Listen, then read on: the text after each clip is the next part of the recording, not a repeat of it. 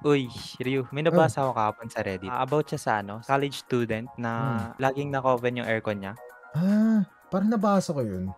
Ah, Itong ano, using our aircon nonstop 'no? Nabasa ko oo, siya, tapos nabasa ko siya. tapos nagagalit na yung ano, nanay niya Oo. dahil sobrang taas ng electric bill nila.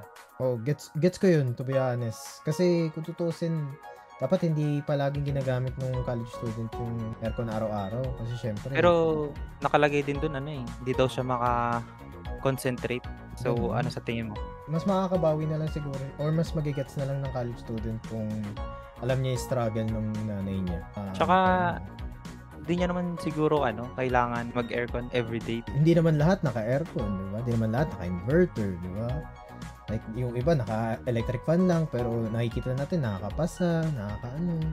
Pero ito, may mga comments dito Hmm. na kinakampihan yung anak na sabi, bakit pa nagpakabit ng aircon kung hindi naman daw papagamit. I mean, walang problema na gumamit pero 'wag naman palagi. 'Wag masyadong gumamit. Like i-limit lang. Kumbaga sabihin natin hanggang umaga lang, gano'n or sabihin natin hanggang hapon kung talagang sobrang init.